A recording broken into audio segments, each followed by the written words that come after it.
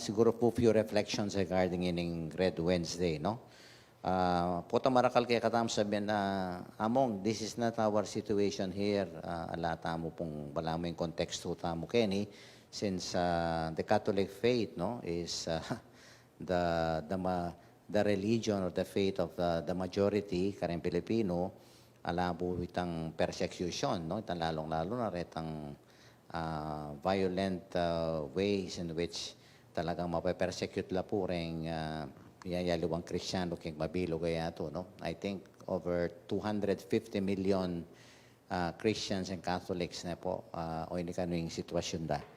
Pero diyang etamo po sitwasyon yung makanyan tang mapupugutan na batal o naninaing kakatamong buntok makanyan yung nengkay mamasaker dala manampo la makanyan. Pero I think as part of the body of Christ, o ini po ing meto nga patunay na talagang we are in solidarity with our persecuted brothers and sisters in the faith na po. At siguro po ing meto nga para kanako ing importanteng question Kenny. Whether it be keng violent sitwasyon na makanita o keng kakatamo, because we are all called to become witnesses for the faith. Karela po blood, yapin maka-red tamo, at dapat may sulot ng red ngayon Pero atin mo naman sa thing as a white martyrdom, no? Yapin itang aldoldo, makanano tayong biyaya ng kasalpantayanan, aldoldo makanano tayong maging talapatutu, kaya katamong kayawsan bilang Kristiyano, no? So, ing martyrdom po, it's all about witnessing. Itamongan, we are all called to become martyrs in our own small way. At siguro po yung question niya pinini, what should sustain us kening pami patutungay ni? Kasi masakit po talaga. Masakit yung pami patutu keng kasalpantayanan, keng relasyon tamo keng apong Ginoo. But what will sustain us po along the lines of our life as martyrs supposedly, ating ko po nga basang metong nga text sana anay kasanting. God did not promise did not promise an easy journey but a safe arrival. Na po nga ko ni nga pong ginong maging mayan, malalagawa nga ning ganagana. And that is very true. Ninuwari nga magkakasakit kaya katamo kaya ni king iyato ngay ni atintangan pong dake keng kasakitan ng Kristo. Nano maning sitwasyon kabilyan tamo, we cannot do away with the cross. Waling o yan biyeta mo bilang Kristiyano. So it will be very difficult and yet, nano po yung panghawakan, what will sustain us? Potang masakit yung biye, masakit yung pamipatutu. Palagi ako po itang number 1 o ini po. Ating yang pengako nga pong Ginoo. O rin rin panghawakan tamo. Itang kapanaligan, no, our faith that God will fulfill His promise. Nano po yung pengako na naman nga pong Ginoo? Well, keng gospel tamo ngayon very clear. Yung kayang pengako. Masakit yung pambaglakpe, our journey will not be an easy one. But, yung pangako na po, kaya tayo. Nakatalakwan. That's why He will provide the means. Sana po gene. Nung makanano yung ipagdependeng kaya kong sarili, dinanda kayong kabiasnan. Nagyong labanan. Ding nino man nakasalang iyo. At ni po, pati pengari, kapatad, kamag-anak, kakaluguran. Nung i-abandon da kayo. Rengaluay, papate dala, na rin mapilan kaya. Pero ako, dako lakwan. Wow. Ni po yung panghawakan tamo. God will be with us and He will provide the means. Kailangan tamo po matibe, kapanaligan. And I think this is what is sustaining a lot of our persecuted Christians. Itang matibe ang kapanaligan na no lakwan ning apong Ginoo. Yan yung kay po tapong we feel alone. Bala mo, itamo magdilidili. No. Po tuto ita. Siguro nang kay miminata mo kasalpantayanan. Because God knows everything. He is always here with us. Yung kailangan tamo mo po itang manalig tamo, salpantayan namong nakatamo lakwan because He knows what we are undergoing through.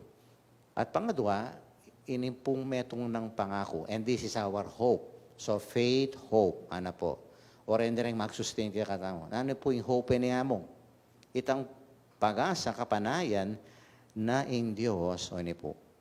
Kaya ba't naning kaya katamo masakit journey kaya niya pinana safe arrival. At intang masayang parasan. O ito yung pangako na. In Matthew 5:10, balo tala po rin Beatitudes. Metong yakarening, o yan, blessed are they who are persecuted for righteousness' sake. For theirs is the kingdom of heaven. O ito pala yung mana. O ito pala itang arrival. And we should not lose sight of that. Po, ating banuang makapanaya, karetang anapin ng Ginoo, matatag. Karetang mapibabata. Ila ka nung bandan tauling kamtanda ing kaligtasan. O ito po, yan dapat, ang yamang very discouraging, frustrating, na naman po'y mabayat, mumunang dili kasalpantayanan, nakatamulakwan ng Diyos. Na naman yung malyari, masakit man. At pangadwa, itang kekatang kapanayan, that we will have a safe arrival. At inyang makapanayang, ablasing Diyos, karetang may natiling tapat kaya. Over and above the evil that is happening in our world today. Neng kaya po, rin adiwa, milalako wala pag-asa. Ay, ut karakala karokan, karakala maroka, madalyare, all around us. Pero katamo po migagana ka. God is more powerful than any evil things happening around us today. Huling tandaan tamo po, at the end of our life and at the end of this world, evil will not triumph over good. Always God will be victorious. At o yan yung panghawa. Kasi kaya tayo. God is with us in our fight against evil and sin. Ini pong first reading na yan, diyang kakabaya po yung mamili ko, makanya niya, Daniel, ining anong kasanting ining story nga ini. Kasi may mayagpaglapin din pong pagano, ini ping hari kini katang first reading. Mamayagpag yaw, mandan tawli, ining aring Belsasar. Uning ating sinulat kayong wall. Nabalong interpret. May garugan niya. Payapayawas na Daniel, makasukul niya. Ining Daniel ay, ining propeta, talagang lawen niya po, talagang Red Wednesday ini. Talagang makasadya yung mate. Pero anyway, in-interpret na ining makasulat kayong pader.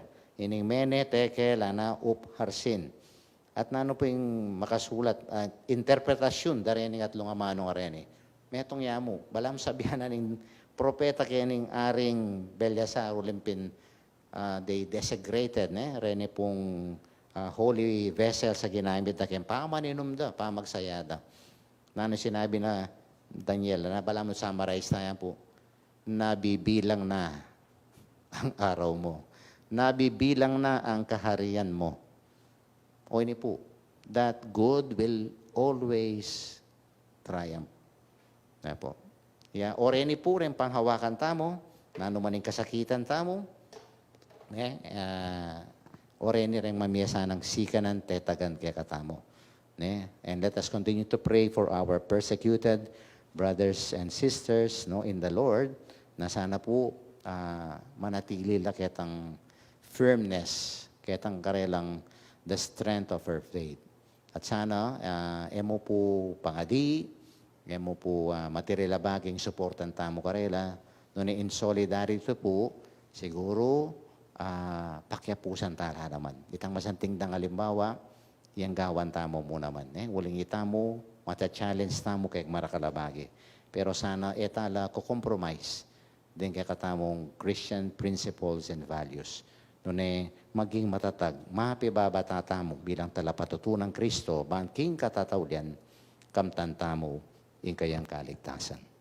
Amen.